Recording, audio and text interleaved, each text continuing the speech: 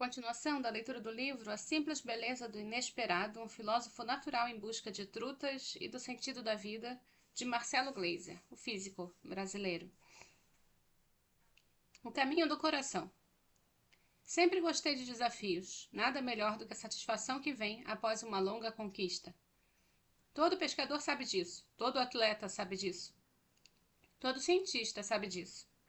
Aqueles que compartilham desse segredo ficam meio que viciados, querendo mais desafios e mais endorfina.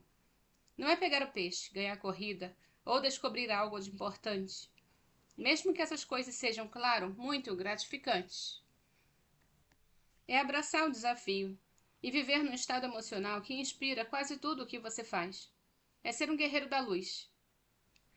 Quando eu tinha 12 anos, eu comecei a jogar vôlei no Rio.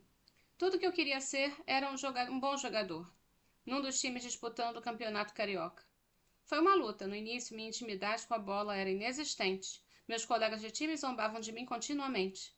Ganhei até o apelido de Pato-Aranha, resultado do movimento estranho que eu fazia com a mão esquerda quando ia dar uma cortada, meio que como uma asa batendo, daí o pato. E minha propensão de abraçar a rede, daí o aranha. Felizmente, a convivência com os meus dois irmãos mais velhos havia me vacinado contra abusos verbais. Minha resposta a isso tudo foi aumentar o ritmo dos treinos. Eu ia ao clube 6 vezes por semana, incluindo terças e quintas com as meninas, o que me rendeu bons dividendos paralelos. Após 2 anos duros e muita humilhação, eu melhorei. Nunca fui o melhor do time, mas eu não me importava. O que importava é que eu estava na equipe, jogando, ganhando, perdendo, levando broncas épicas do meu técnico, Carlos Reinaldo Pereira Souto, o major do exército que hoje, entendo, foi um mentor para o resto da minha vida, nos ensinando a lutar pelo que julgamos valer a pena. No caso, lutar pela vitória.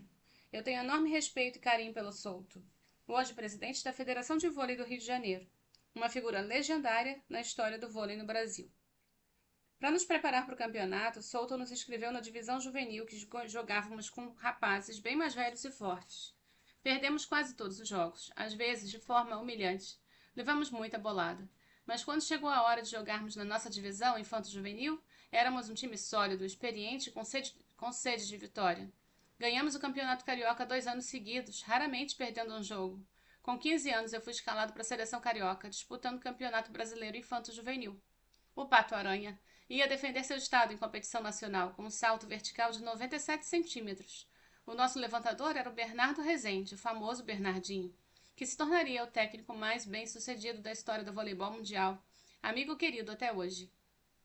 Ganhamos o Campeonato Brasileiro vencendo São Paulo por 3-2, após estar perdendo por 2-0.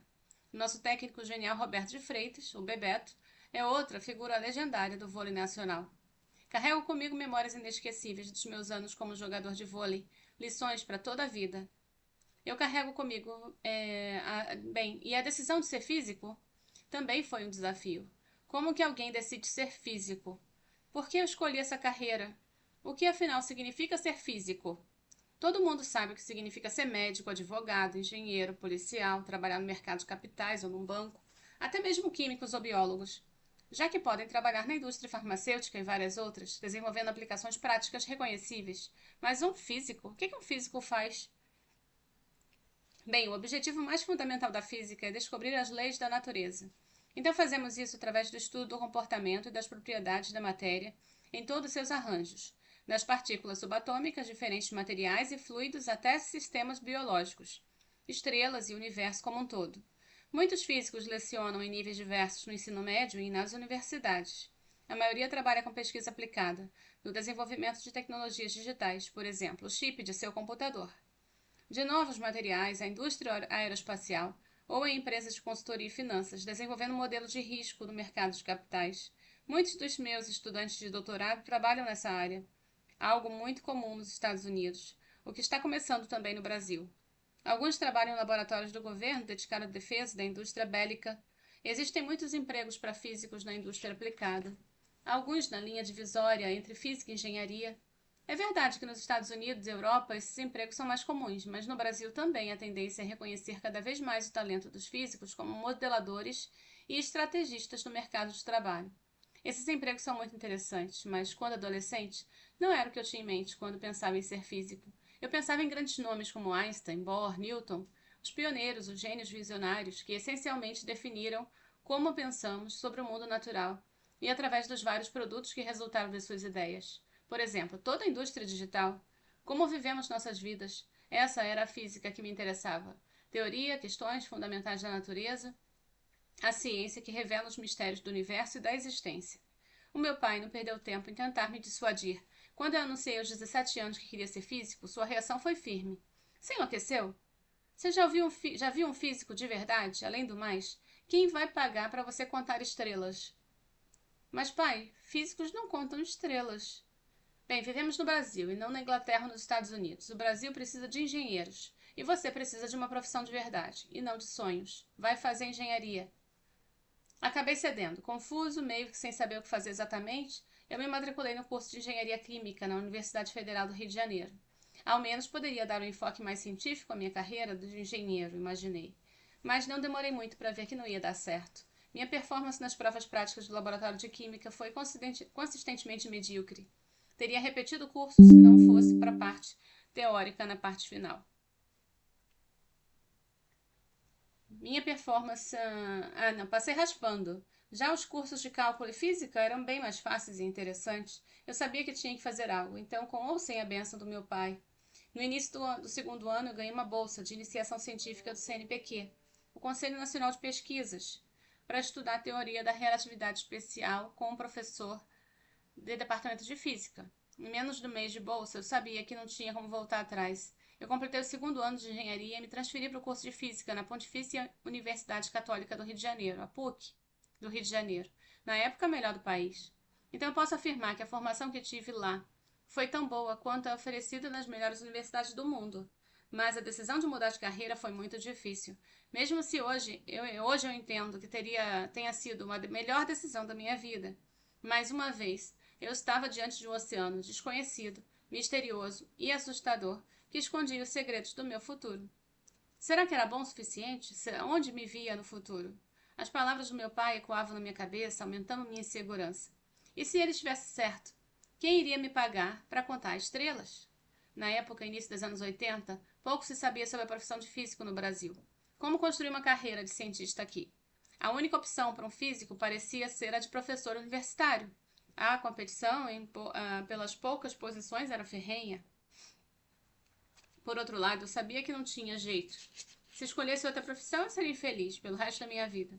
Então eu tinha que tentar, seguir meu instinto, mesmo que os enormes dificuldades e futuro incerto. Eu tinha que arriscar, mesmo não sendo um Einstein ou um Bohr. O importante é que eu seguia meu coração, tentava viver meu sonho. Apenas após tomar a decisão de mudar de curso é que eu respirei em paz. Se as escolhas que fazemos na vida fossem sempre fáceis e confortáveis, a vida seria sempre fácil e confortável, uma existência banal, sem desafios, dominada pela rotina. Então eu via como meu pai e seus amigos reclamavam do trabalho, infelizes, fazendo escolhas sob a pressão dos pais ou das circunstâncias. Era isso que significava crescer, ser um adulto responsável. Eu queria paixão, queria aventura, a incerteza de não saber o que a próxima página da vida me traria. O mesmo ocorre na pesca. Tentando pegar o peixe grande, sem saber que teremos ou não sucesso. A cada lançamento, nossa esperança é renovada. É bem verdade que, na maioria das vezes, não pegamos nada. O peixe não vem, ou escapa, ou cometemos erros. Porém, com persistência, se aquela inquietude arde no seu coração, mais cedo ou mais tarde, colherá resultados. Não necessariamente fiscando aquele peixão tão cobiçado, mas do ato da pesca em si, vai ter resultados. É ao fazer que crescemos, é ao fazer que vivemos. A cada lançamento a linha vai mais longe, nos aproximamos um pouco mais da nossa essência. Foi essa descoberta que mudou meu rumo. O sentido da vida é viver na busca de sentido. É o ato da busca, da experiência, do novo, do inesperado, que damos sentido à nossa existência. Tem um comentário aqui tratando do programa do CNPq, que é um programa exemplar que dá bolsas de estudo a estudantes universitários em diversas áreas. Ele continua vivo até hoje. O aluno encontra o orientador adequado aos seus interesses e, juntos, desenvolvem um projeto com duração inicial de 1 ano. A oportunidade de um aprendizado individualizado expondo o estudante ao mundo da pesquisa sob a supervisão de um mentor é preciosa. Foi essencial na minha carreira e na de muitos outros cientistas brasileiros. Esse é o fim desse capítulo. Sigo com outra leitura. Tchau, tchau.